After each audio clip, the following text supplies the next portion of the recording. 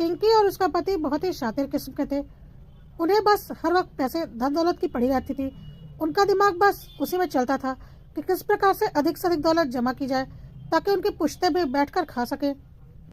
अपनी चालाकी और मक्कारी की बदौलत पिंकी और उसके पति ने अपने घर में अपने भाइयों का काफी हिस्सा हड़प लिया था और अपना एक बहुत बड़ा हिस्सा बना लिया था।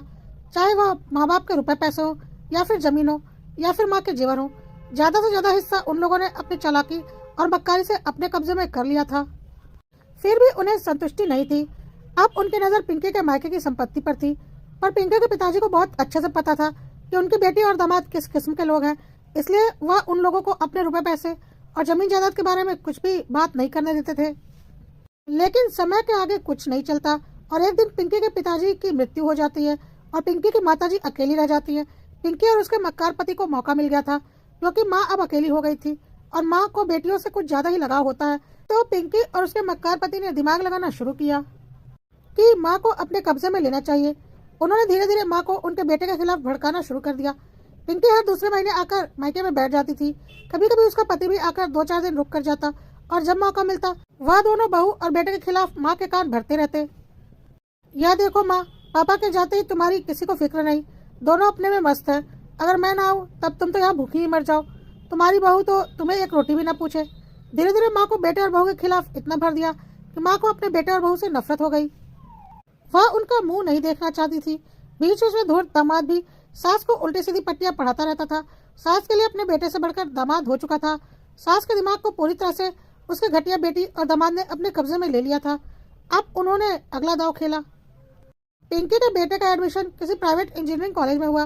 तुरंत उसने माँ के आगे रोना रोया। माँ, मेरे पास तो पैसे ही नहीं है, बेटे को कैसे पढ़ाऊँ? कम से कम 15 लाख रुपए लगेंगे, कहाँ से लाऊं? चलो रहने दो, कोई बात नहीं, इंजीनियरिंग नहीं करेगा तो कुछ और ही कर लेगा। अब पैसे नहीं है तो क्या करें? माँ को लगा कि पैसों की कमी के कारण कहीं उनके बेटे की पढ़ाई छूट ना जाए। तो माँ ने कहा, तू चिंता क्यों करती है, मैं हूं ना, मैं देती हूँ। और माँ ने एफडी तुड़वा कर पिंकी को 15 लाख रुपए दे दिए बिना अपने बेटे को बताए। फिर एक दिन पिंकी ने मौका देखकर माँ से बोला, माँ, यह जो तुम कंगन पहनती हो ना, मुझे बहुत ही ज्यादा प्यारे लगते हैं, पर मेरे नसीब में कहा, अब तो सोना इतना महंगा हो गया है कि मैं ऐसा लेने का सोच भी नहीं सकती। मेरे पास तो इतने पैसे भी नहीं है। तुम्हारी बहू बहुत भाग्यशाली है, उसे तो इतने भारी कंगन मिलेंगे। माँ ने बोला, क्यों, बहू को क्यों मिलेंगे? मेरी बेटी तू है या बहू है, यह कंगन तो तुझे ही मिलेंगे।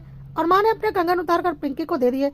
इस तरह से पिंकी और उसके शातिर पति का खेल मायके में चल रहा था और धीरे धीरे करके उन्होंने अपनी माँ के सारे जेवर और पैसे निकलवा लिए।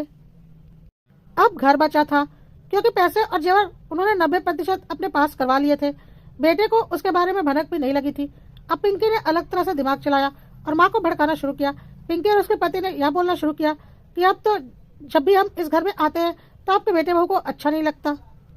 वह यह नहीं चाहते कि हम यहाँ आए क्योंकि हमारा इस घर पर कोई हक नहीं है। वैसे भी तुम्हारी चिंता है इसलिए मैं आती हूँ, नहीं तो मैं यहाँ क्यों आती? क्या मेरे पास मेरा ससुराल नहीं है? माँ को लगा कि मेरे बेटे बहू की इतनी हिम्मत कि वह मेरी बेटी को मेरे ही घर में आने से रोके। माँ ने बोला, यह घर मेरा है, मेरे पति के पैसों से बना है और मेरे नाम पर है। मैं आज ही इसे अपनी बेटी के नाम पर करूंगी, देखती हूँ मुझे कौन रोक लेता है। और माँ ने देखते ही देखते बेटे के सामने ही अपना घर बेटी के नाम पर कर दिया। बेटा बहू कुछ कर नहीं पाए, अब तो पानी सर के ऊपर निकल गया था। अब बेटा बहू को यह भी पता चल चुका था कि माँ ने अपनी सारी संपत्ति अपनी बेटी को दे दी है। बेटी को भी पता चल चुका था कि अब माँ के पास कुछ भी नहीं बचा है। कुछ ही दिनों के बाद बेटी और दामाद ने अपना असली रंग दिखाया।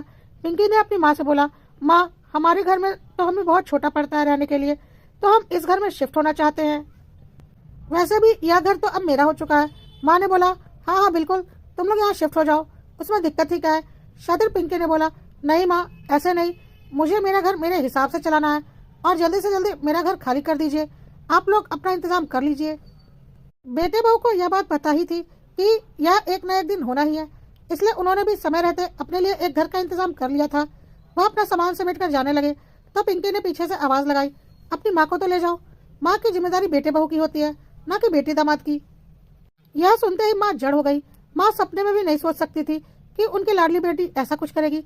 अपनी बेटी और दामाद की बातों पे अपना हाथ खाली कर लिया था उन्होंने। माँ ने बेटे की ओर देखा।